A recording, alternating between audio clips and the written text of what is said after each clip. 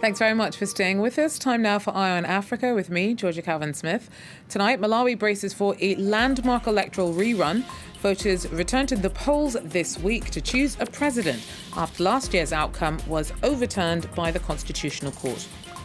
Also, South Africans grow increasingly frustrated with heavy-handed policing. In the wake of the international focus on police brutality that's followed the death of George Floyd in the US, protesters in Africa are calling on their keepers of the peace to do better. And in Ivory Coast, dozens of high school students won't be sitting their leaving exams until September. Unlike students in France, students at 2 French high schools in Abidjan won't be benefiting from continuous assessment. Those affected say that the oversight is unfair. But first, Malawi is bracing for a close presidential election rerun. President Peter Mutharika will try once again to win over voters after his victory in last year's polls was annulled by the Constitutional Court because of irregularities. Nicolas Germain has more. A large crowd gathered for the last rally of Malawi's opposition leader Lazarus Chakwera. He's confident he can win the rerun of last year's presidential election. He came second in May 2019, but the Constitutional Court said there had been widespread irregularities and called for a new election on Tuesday.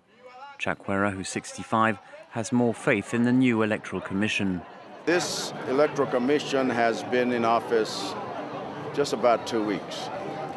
I have been impressed by the manner in which they have, so to speak, hit the ground running. And I have confidence that they want to do what is right, protecting the rights of Malawians as they make their choice. This time round, Chakwera has the backing of Vice President Saulos Chilima, who came third last year. This is a blow for the incumbent Peter Mutharika. The 79-year-old was furious when the court annulled his victory and ordered a rerun. This election is not the will of the people. Therefore, I call upon all Malawians to come out to register and vote to restore the will of the people, which was expressed in the May 2019 elections. There were major protests after last year's poll before the court called for a new election. Mutharika has been in power since 2014. Since then, growth has slowed down, but inflation has fallen sharply. When his victory last year was annulled, it was only the second time such an event had taken place in sub-Saharan Africa. The first time was in Kenya in 2017. Look now at some news in brief. Monday saw a second day of clashes between protesters and police in Tunisia. The army was deployed to protect some government buildings after hundreds of people demonstrated in the southern city of Tatooine demanding jobs. They want Tunis to make good on a 2017 promise to tackle unemployment by creating more work in the oil and gas sector in the underdeveloped region. Previous rallies have been peaceful, but tensions have mounted since the arrest over the weekend of Tariq Haddad, a key figure of the protest movement. Thousands of commuters were left stranded in South Africa's Gauteng region after minibus taxi drivers launched a strike. They've rejected the amount of financial support offered by the Transport Ministry to drivers who've been forced to limit the number of passengers they take at a time because of coronavirus restrictions. Strikers parked their vehicles across roads to stop commuters from finding other forms of transport. Ivory Coast claims to have captured the man suspected of orchestrating a deadly border attack earlier this month. Dozens of his men were also reportedly detained. The army says that around 10 personnel died on June the 11th when jihadists attacked a frontier post at Kafolo near Burkina Faso. It was the first raid by extremists on Ivorian soil since March 2016. Authorities haven't yet given the details about the suspect's identity. In Somalia, the lower house of parliament has voted to give 30% of seats in both chambers to women. The EU's been backing campaigners' push for more female representation in both houses. Improving visibility of female leadership in the country has been difficult in the deeply patriarchal nation, where MPs are nominated by their clans. The country's electoral commission is due to set out proposals later this month on how that 30% quota can be brought in. Well, since the start of South Africa's strict lockdown back in March, at least 10 people have been killed at the hands of police. Amid worldwide protests against racism and police brutality triggered by the killing of George Floyd in the United States, South Africans are calling on their leaders to address accusations of disproportionate violence at home. Sam Bradpeace and Caroline G. May report.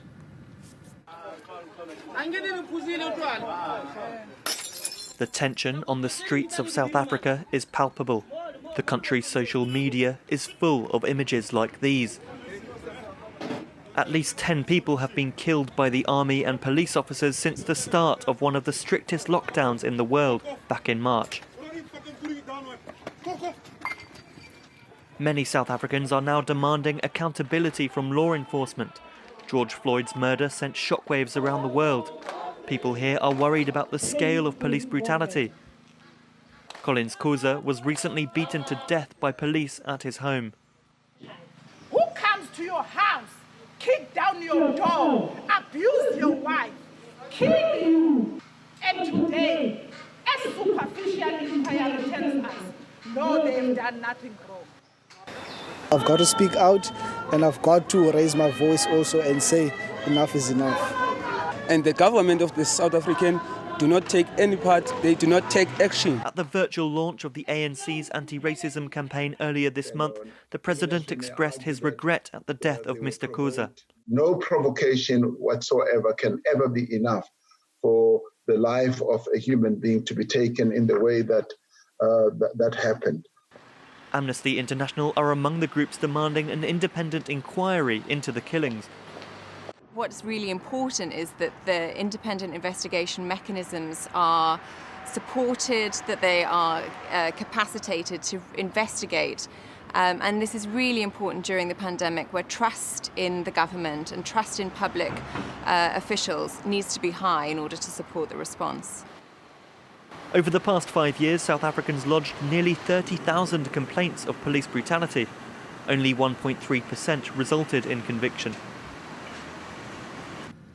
In Ivory Coast, dozens of high school students won't be able to sit their leaving exams until September.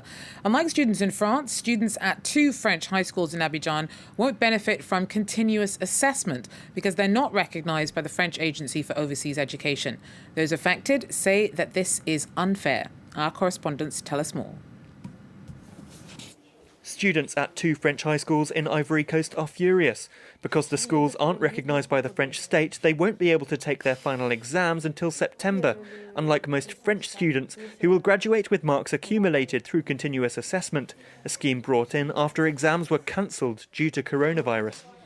It is an injustice, an educational discrimination. It is educational racism, in fact.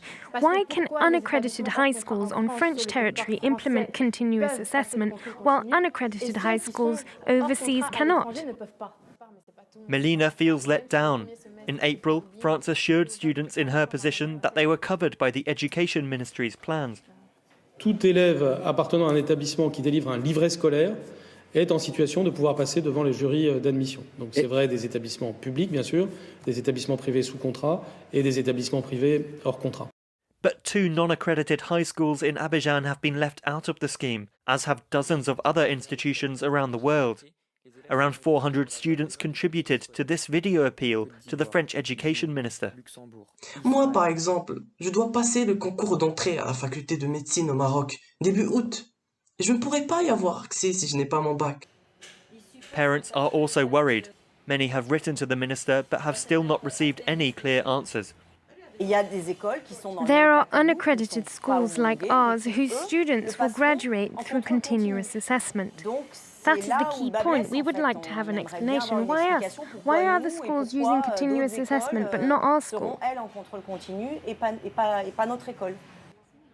The 2 high schools in Abidjan have no official link to the French Agency of Education Overseas, which could explain their exclusion from the continuous assessment.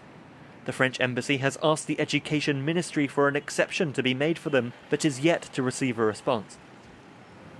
Well, that's it for Eye on Africa. Thanks for joining us. Do so again. Take care.